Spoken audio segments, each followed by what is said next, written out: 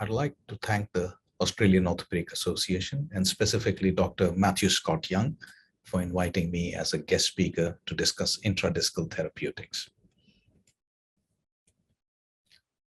My declaration of interest in relation to this talk are predominantly related to Cartago Biotech. At this time, I'd also like to acknowledge MRFF for funding numerous activities in our lab. Over the past 10 years, we have made great advancements with minimally invasive spine surgery in dealing with the complex and epidemic problem of degenerative scoliosis. But the great challenge in relation to how does degenerative scoliosis start and whether we can arrest it continues to remain. All of us know that back pain is heterogenic, which means there are numerous causes. But when it comes to the deformity related to the condition just discussed, disc degeneration appears to be a major cause, not just for pain, but also for deformity. Analyzing the intervertebral disc means looking more closely at its cellular and molecular structure. In the nucleus, the extracellular matrix consists of large molecules of proteoglycans to which water is bound. Interspersed among them is collagen type 2, and all of these are secreted by large chondrocytic cells.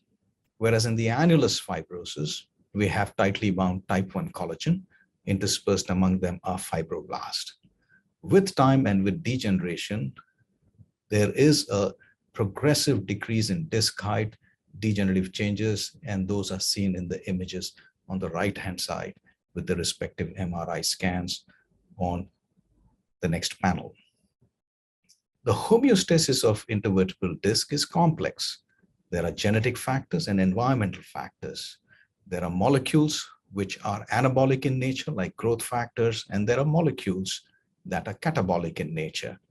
If the catabolic molecules predominate, then we have degenerative changes. If the anabolic predominate, we have anabolic changes.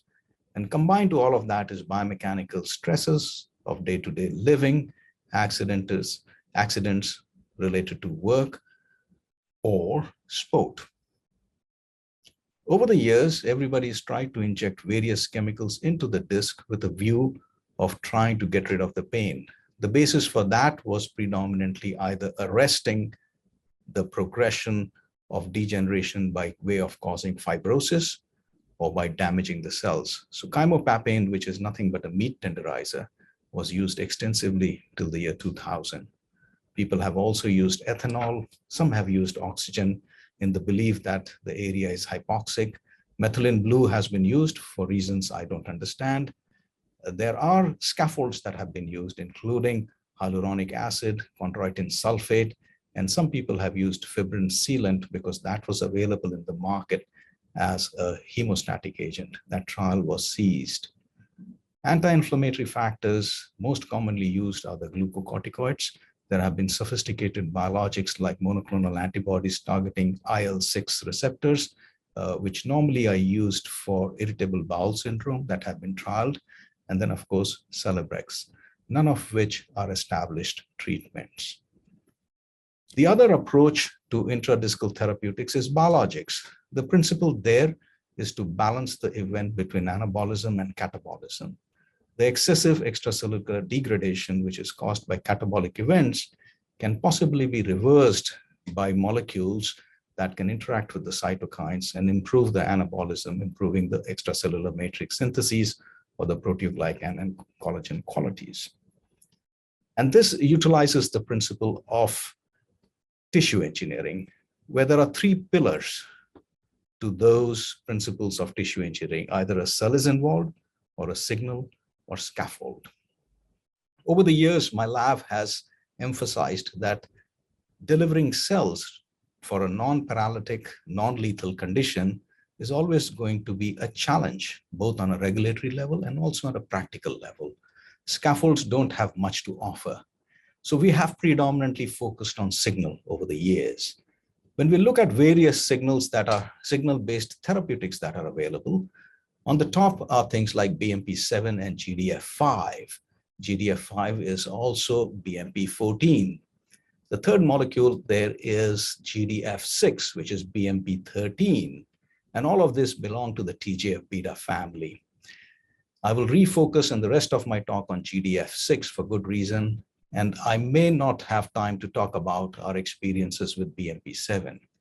But to this mix, numerous other factors are also added, like hepatocytic growth factor, the Lincoln protein, which the Canadians are moving forward, and numerous Crestor-like statins that have been studied. And then somebody has also tried using hypertonic dextrose. So one of the key principles when trying to develop a drug is that there should be a target. And what you would have noticed with the previous two lists, that it was not a target that was definitely decided, but it was a molecule or something available to the clinician that was trialed easily. So how did we arrive at GDF6 as a target would be a second part of my further presentation. First, what I'll talk you through is 3 animal studies looking at the role of GDF6, first in sheep, then in a rabbit-rat combination, then followed by a rat study, which is unique. In the third part of my presentation, I'll talk about the mechanisms underpinning GDF6, and then finally talk about where do we go from here. The first study was in the sheep, which was more of a proof of principle study, where an annular tear by stab injury was performed at one level was exposed, another level was used as an unexposed control, and the fourth level was stabbed and received the GDF6 at a certain dose. And these animals were then taken out to 4 months, 8 months, and 12 months. Using CT scans, we studied the disc height index at every time point, and then subsequently also performed histology, including face microscopy. There was evidence even at the 12-month mark that there was improvement in disc height. In the MRI scan, there was evidence that there was hydration of the nucleus. We also demonstrated by collagen staining and Alcian blue and safranin staining that there was improvement in the extracellular matrix when GDF6 was injected. And the face microscopy provided interesting evidence that the tear in the annulus is actually repaired in the group that had the molecule injected. We subsequently went on to use a very complex model, which has been accepted as a standard by the FDA to evaluate such molecules. This was performed using Dr. Kawakami's technique of using an allograft, which I'll just explain in a moment, in Dr. Koichi Masuda's lab. So the purpose of this study in the rabbit was to elucidate the effect of GDF6. In the rabbit degeneration model, we looked at gene expression of inflammatory and pain molecules and also studied the structural integrity. From the rabbit, there was a xenograft performed on a rat dorsal root ganglia. And here we studied sensory dysfunction and the change in pain markers in the dorsal root ganglia. So here's the 2-step disc xenograft radiculopathy model. So there was an injury to the disc in the rabbit performed. The rabbit received either PBS, which is just a carrier, or GDF6 in varying doses. And this happened at the 4-week mark, where the allograft was then taken and implanted into the rat's dorsal root ganglia at L5. And the rabbit themselves were then subjected to gene expression analysis to look at inflammatory and extracellular matrix marker. And then we analyzed the rat for mechanical allodynia, and the dorsal root ganglia was studied looking for pain markers using the technique of immunohistochemistry. So first of all, the gene expression analysis of extracellular matrix, that showed that there was an increase in collagen 2 expression whenever the GDF6 was utilized, but this was not very significant. That was in the nucleus pulposus. But there was a suppression, significant suppression of the inflammatory cytokines, especially IL-6 and TNF-alpha. Whereas other pain-related molecules were also significantly diminished when GDF6 was used. In the annulus fibrosis, again, there was a non-significant change in the gene markers of aggrecan and collagen 2, a non-significant change in the inflammatory cytokines, and similar non-significant changes in the gene expression of the pain-related genes.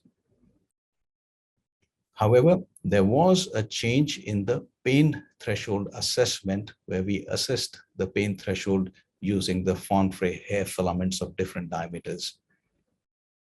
Here we showed that in the PBS group alone, the threshold was diminished, whereas it was improved in the group that had received the GDF6 explant or the allograft. So the immunohistochemistry using the technique, using the molecules of IBA1 and CGRP, both demonstrated there was a diminution in these pain markers in the dorsal root ganglia when GDF6 was used, and this was significant. So in short, in terms of the rat model of mechanical allodynia, initially there was an increase in the various inflammatory markers in the nucleus pulposus, but once GDF6 was used, the mechanical allodynia diminished and the gene expression, at least in the nucleus pulposus, of various markers was diminished.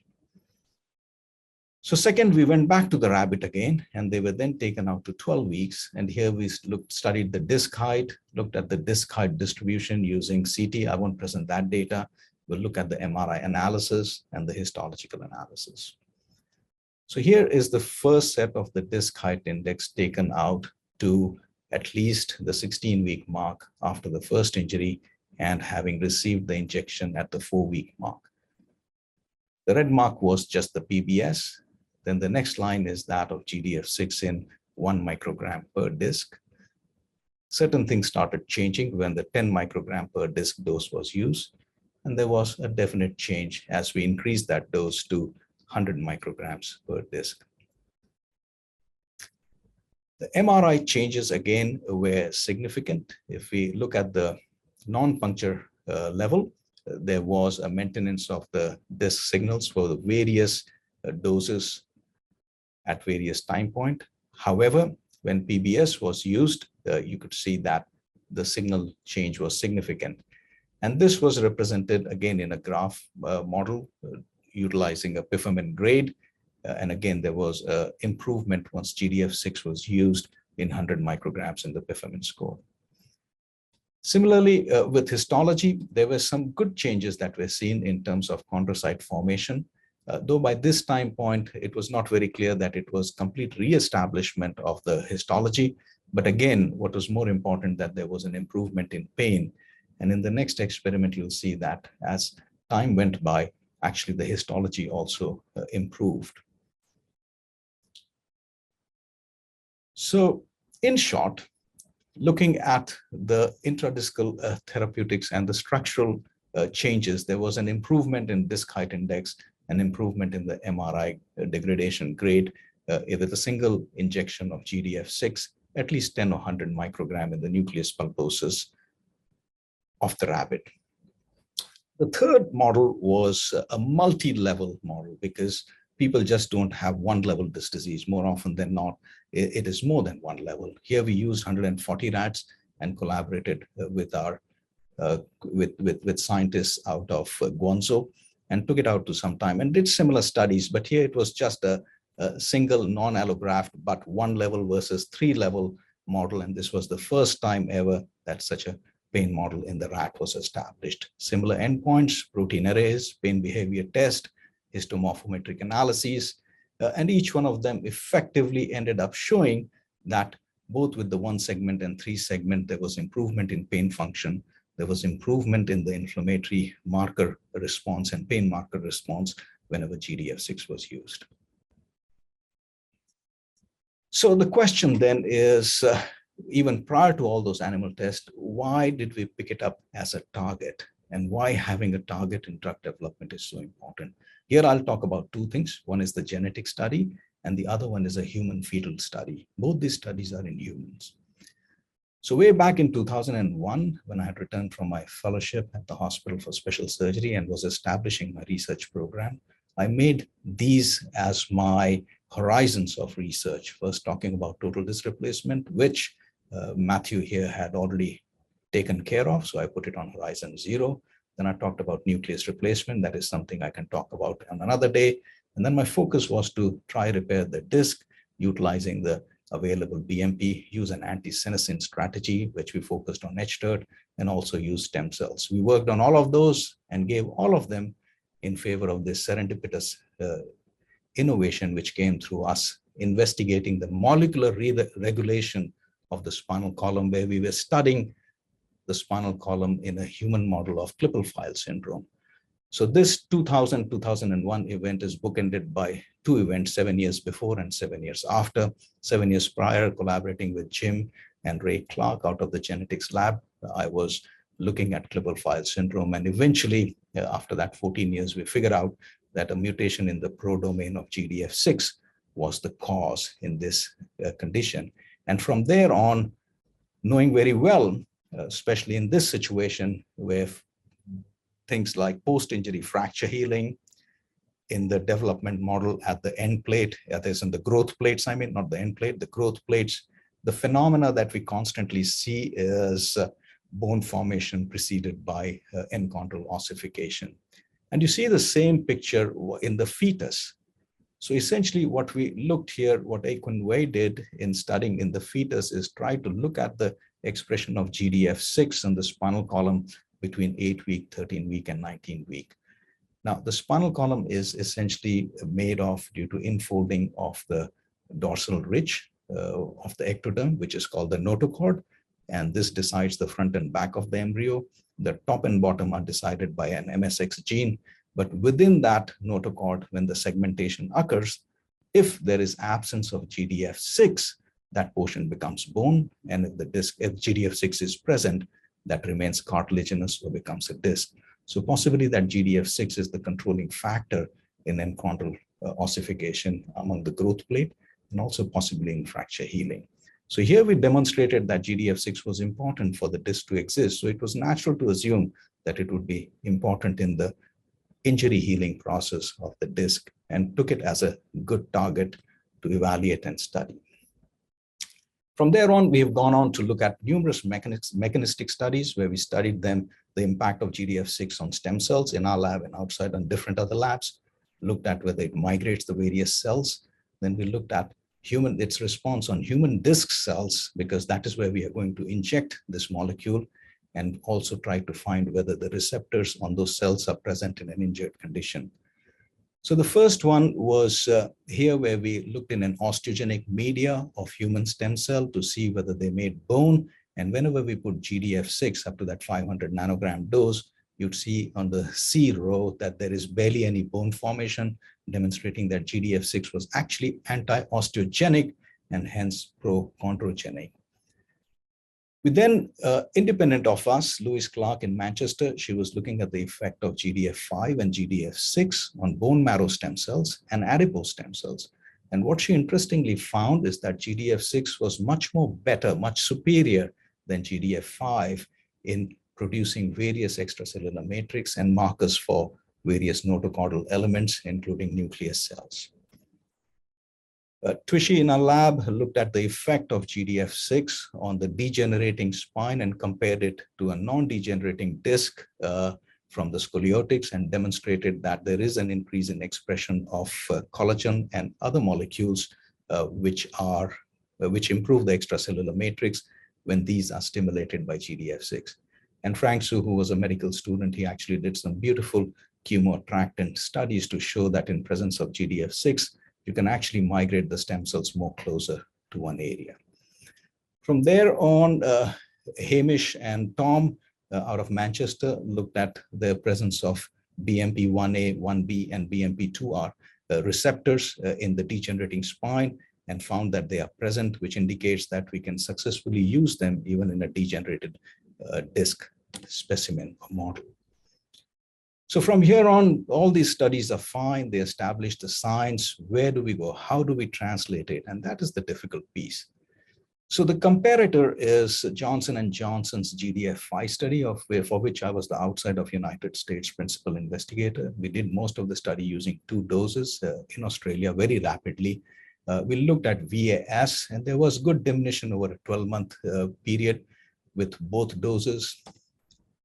But the issue became in this 37 patients, the wide variation in their disability index. You could see that for the 1 gram somebody started off, the range of ODI at the start point was 30 to 54, but at the 12-month mark, we ended up with a range of 12 to 70. Though the median with both doses demonstrated that there was a significant decrease in that disability, but for some reason, J&J decided not to pursue that program. And unfortunately, this has not made it to the clinic.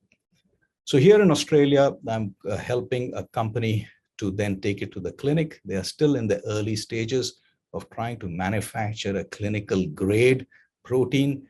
And this is being performed out of University of New South Wales. I'll show that slide in a moment. But this process will take them good 16 to 18 months to be ready for a clinical trial, following which we may replicate the trial that was performed for GDF5. So this is the access we have to a recombinant product facility, and the work is gradually progressing with them and with the Estonian provider.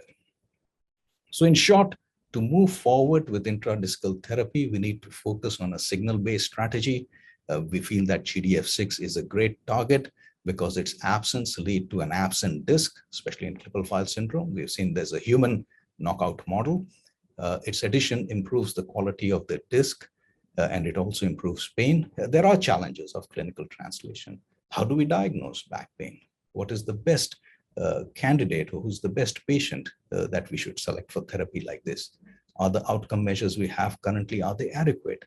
At the same time, we believe there are opportunities because within Australia, we have access to recombinant technologies, and the regulatory pathway appears to be quite clear. So thank you. Please reach out either by Twitter or via my email, and feel free to come and visit us at the Sydney Spinal Symposium in February next year, where you'll know what more we are doing at the lab. Thanks again.